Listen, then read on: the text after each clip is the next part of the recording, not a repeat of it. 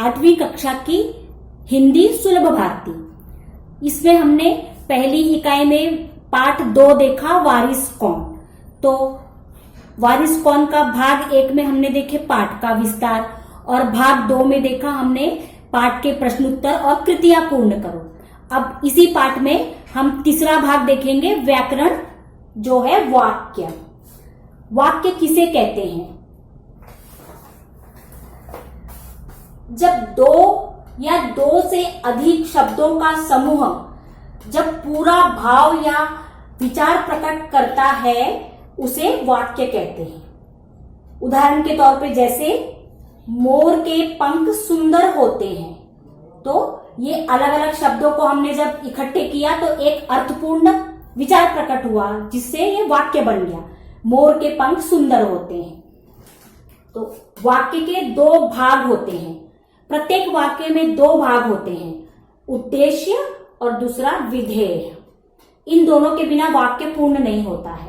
अब जैसे उदाहरण के तौर पे दिल्ली भारत की राजधानी है, तो इसमें दिल्ली जो है वो उद्देश्य है, बाकी का जो भाग है भारत की राजधानी वो विधेय है। तो दिल्ली उद्देश्य है, तो उद्देश्य के बारे में जो हमें विशेषता बता रही है, उसकी जानकारी दे रही है, उसे कहते हैं विधेय। तो प्रत्येक वाक्य में 2 भाग होते हैं, उद्देश्य और विधेय, जिनके बिना वाक्य पूर्ण नहीं होता है। ये दोनों मिलकर एक संपूर्ण वाक्य बनते हैं।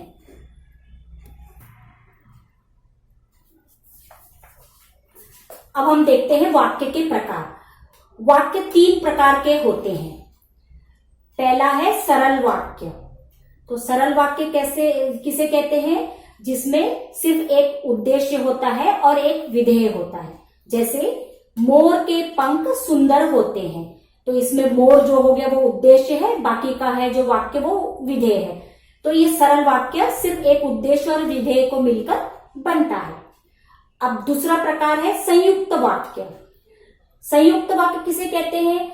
जब 2 या 2 से अधिक सरल वाक्यों को जोड़ने से जो वाक्य बनता है, उसे हम संयुक्त वाक्य कहते हैं। जैसे इसमें मैंने 2 सरल वाक्य लिए, जैसे मैं शरीर से बूढ़ा हूं, ये एक वाक्य हो गया, पर उत्साह में जवान हूं, ये दूसरा वाक्य हो गया। जब हम 2 सरल वाक्यों को जोड़कर एक नया वाक्य बनाते हैं, उसे संयुक्त वाक्य कहते हैं। और दोनों सरल वाक्यों को जो वो जोड़ता है, उस शब्द को अव्यय कहते हैं। तो पर, किंतु, तो, अथवा, ये सब जो है अव्यय है।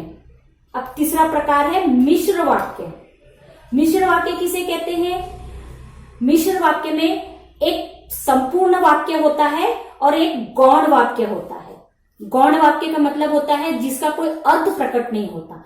अगर मैं सिर्फ बोलूंगी थकावट दूर हो जाएगी, तो ये कोई अर्थपूर्ण वाक्य नहीं हुआ।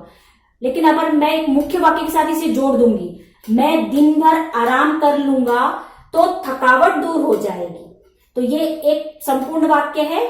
इसको हमने जोड़ा है ये अव्यय तो से, थकावट दूर हो जाएगी, तो ये गौण वाक्य। इन दोनों वाक्यों को मिलकर एक जो नया वाक्य बनता है, उसे हम कहते हैं मिश्र वाक्य। तो इस प्रकार ये वाक्य के हमने 3 प्रकार देखे हैं। अब आपको वारिस कौन इस पार्ट में, इसके ऊपर एक क्वेश्चन है, वाक्य लिखो, तो आपको वो कंप्लीट करना है, उसको पूर्ण करके कॉपी में लिखना है।